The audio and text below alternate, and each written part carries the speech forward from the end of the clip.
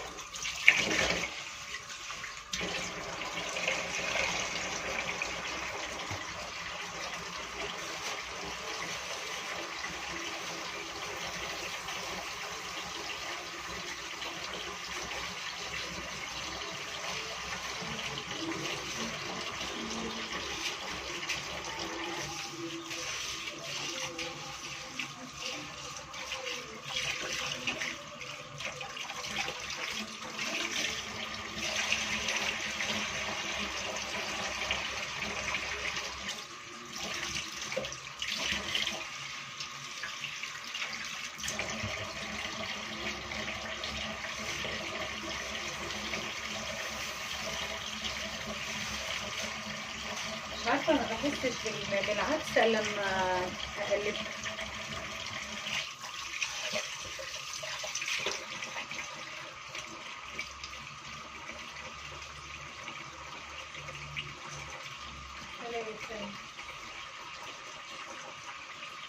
مش مظبوط كده على الزيت. طبعا حطيت الحلة على النار، حطيت معلقتين من الزيت النباتي،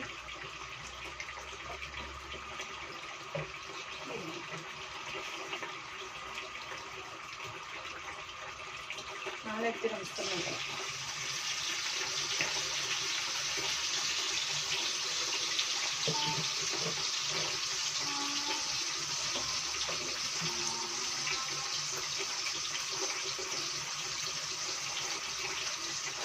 هنا بقى بحب الشعرية، والشعرية تكون كتير. انا بعمل كشري مثلا،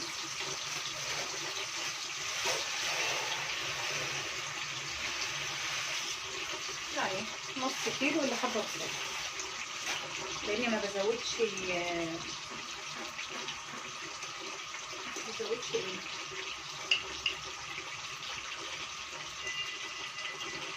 رز كتير.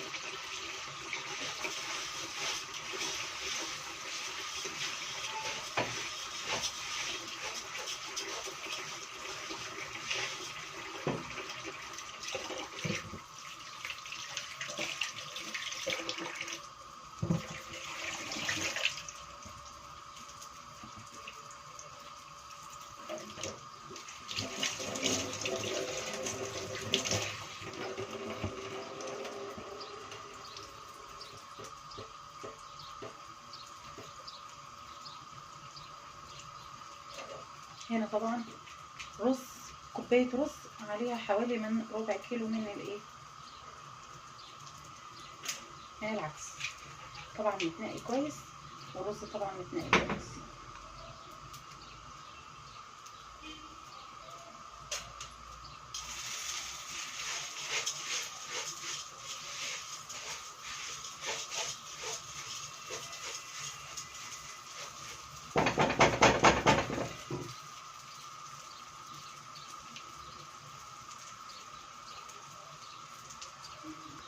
بصوا بقى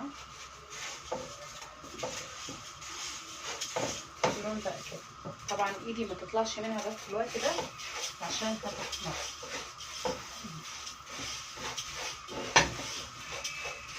بص تلاقيها مره واحده واخده لون.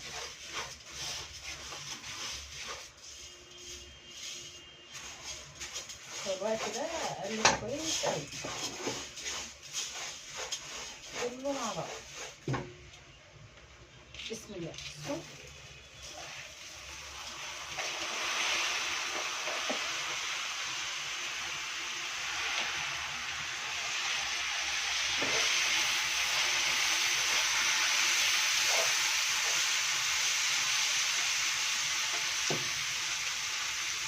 طبعا نقع اللي هو الجبه، عدس الجبه بحب، ممكن ما تحطوش بس انا بحطه.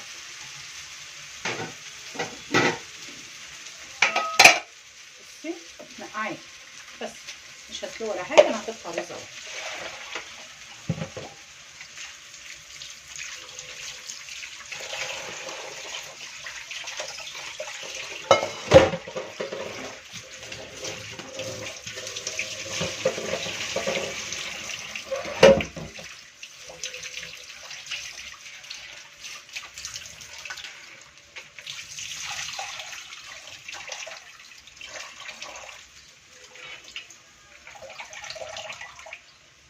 طبعا بصفيه من الميه وانزل بيه.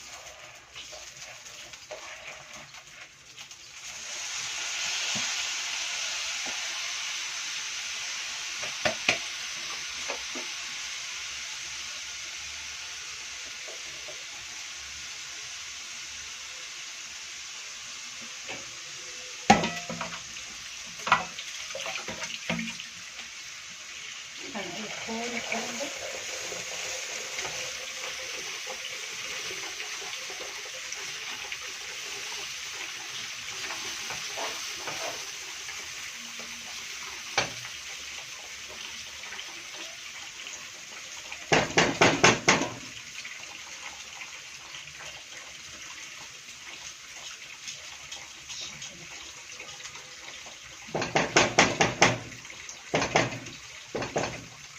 طيب حط ملح، حط كمون،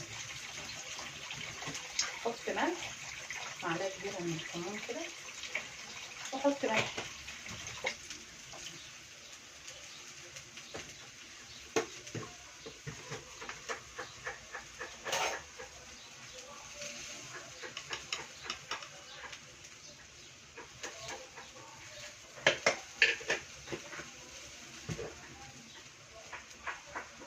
واقلب كل ده.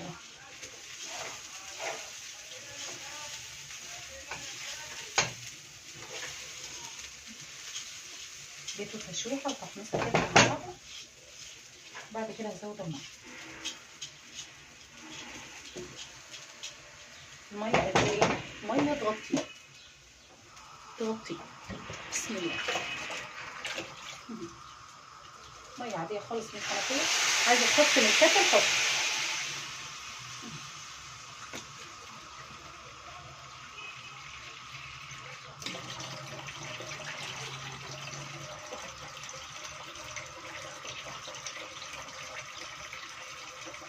بس ما تزوديش الميه ليه؟ لان عايزاه يتشرب كويس عشان العدس بيبقى ميه زياده بحيث تلاقيه عجين كده، وانا مش حابه ده فيه. تمام كده هو مظبوط قوي. سيبه يغلي وبعد كده احطه على ايه؟ على نار هاديه.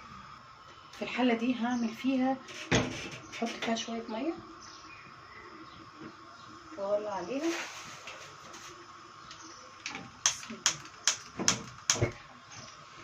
عشان اسلق المكرونه. انا ممكن اسلق المكرونه كلها مع الحله. ده كنت بعمله كتير جدا جدا جدا، بس مؤخرا ولادي في بعض منهم بيحب المكرونه وفي بعض منهم ما بيحبوش المكرونه في العيش، فهفصل ده عن ده بحيث ان المكرونه تبقى لوحدها. اللي حابب يحط مكرونه يحط، واللي مش حابب ما يحطش. والميه ما ضفتش عليها اي حاجه ولا حتى الملح لسه، لغايه ما تغلي وبعد كده نبدا نشوف. هنا بقى الحمص نقعاه. هبدا بقى احط عليه ميه سخنه، وهبدا احطه على النار ان هو يسيح.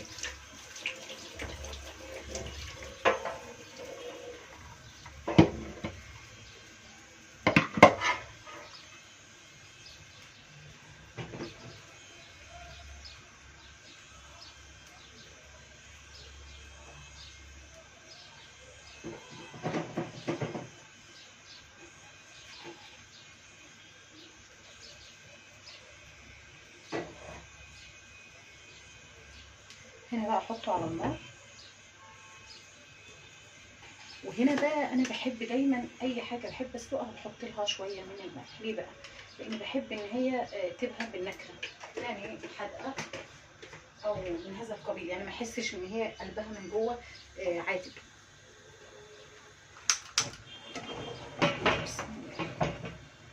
بس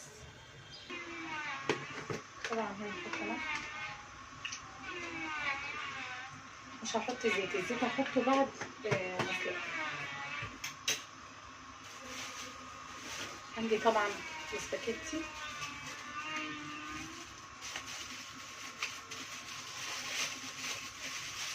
وطبعا مش هكسر.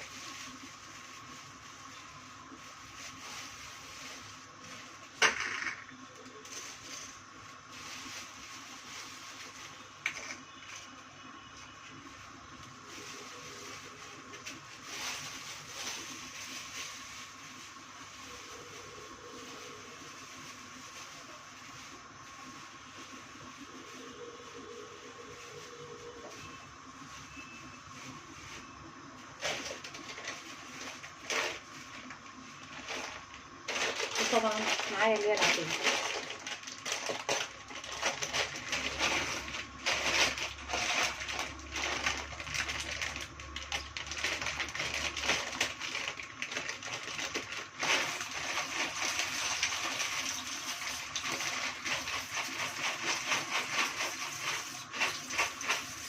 طبعا حتى لو اتبقى حبة في اخر الكشري واقوم عاملاهم بشوية صلصة بيبقوا زي الفل، يعني ما تفضليش حاجة ما ترميش حاجة. المكرونة استوت، هفتح عليها.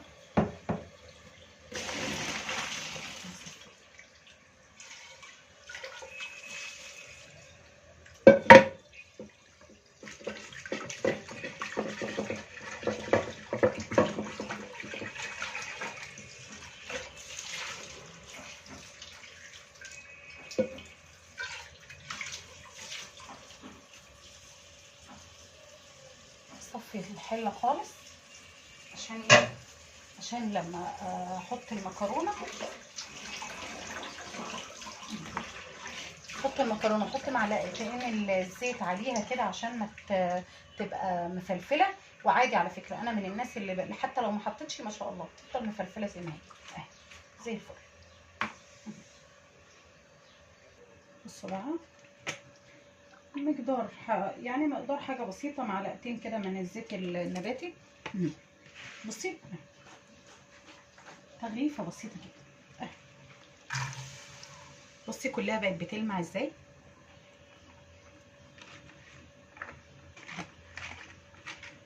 تديها لمعه وتديها اللي هي ما تبقاش يعني تبقاش لازقه ببعضها يعني.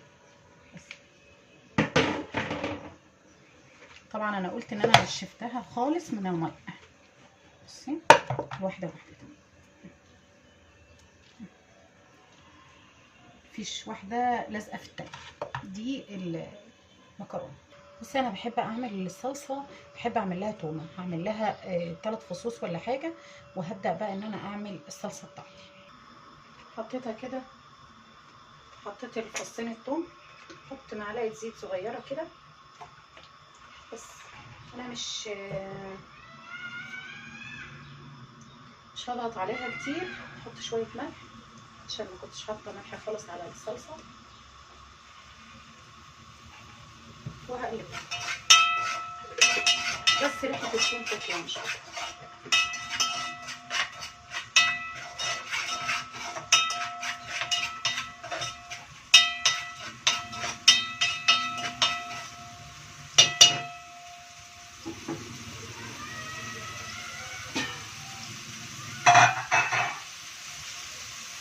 طبعا زي ما انتم عارفين ان الثلاجه عندي بايظه،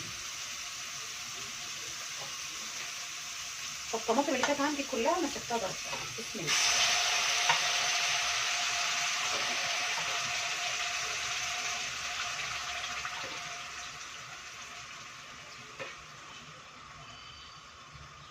طبعا الصلصه دي بتتخفف،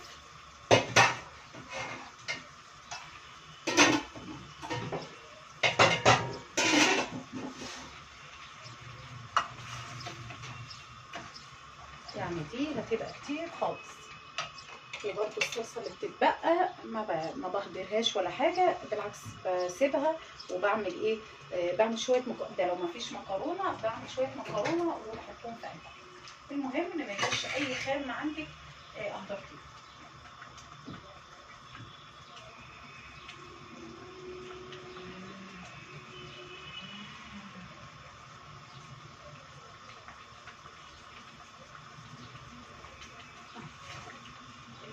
بالشكل ده. طبعا الصلصه عندنا دايما بتبقى خفيفه شويه. صلصه الايه الكشري. نبدا نحط كمان.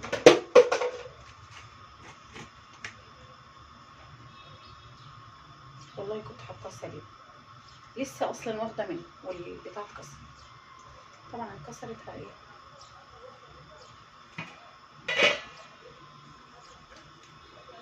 اطلعها واشوف لها فوق. بحب انا المعالق الصغيره ديت لما بتتحط على في التوابل بتبقى حلوه. عايزه بابريكا وعايزه شطه. تقريبا الاثنين مش موجودين ما شاء الله. الاندومي بيخلي عيالي ما يسيبوش ولا قد كده. احط شويه من الملح. استنى بس لغايه ما حد من ولادي يجي واجيب بابريكا واجيب ايه شطه. هتاخد غلوتين اتنين مش هتاخد تسبيكه. هي لازم تبقى خفيفه. هي بتبقى كده ما بتبقاش تقيله. تمام كده زي ما قلت. ناقصها بس طبعا ما دقتش. بسم الله. طبعا عايزه افهمك على حاجه برضو من ضمن الايفكت بتاعت الطبيخ، ان ما ينفعش ان انت تدوقي وترجعي تحطي المعلقه بتاعتك في حاجه، حتى لو عيالك لعبوا. ما شاء الله فله. حط عليها الغطا.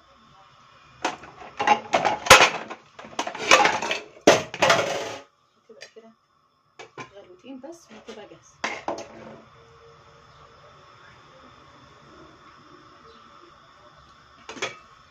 خلاص كده استوى.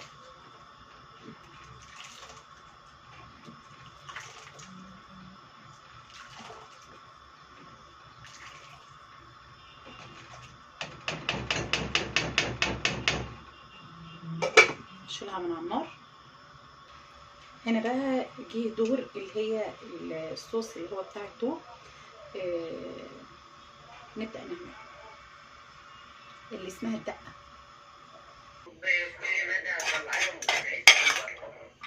حاضر. وايه امي مش جبنه حدقه قصدك؟ حتى ايوه جبنه. اجيب ايه؟ البلاستيكيه اللي كنت بتبعتي تاخدي فيها كل مره ما بعتهاش مع انس ليها لانه ما كانش الحله تقيله وهدت حلو على ما وصل. يا ماما ما شاء الله 7 كيلو ماله عندي البرطمان وماله عندي الجردل والجردل الصغير. يعني بقى كل الجراد. يبقى انت نسيت اللي انت كنت واخده يما 5 كيلو. واخده ممكن بقى انا لما ايوه هو ممكن كده. هو ممكن ده انا يا دوبك حطيت كام خرطه كده. والله العظيم انا بكون ناويه وليا نيه ربنا يديك 5 كيلو من ابو منين. هي محصله بعضها. يما انا جبت بقى انت جبتي لي. هو والله احلى التيشيرت كله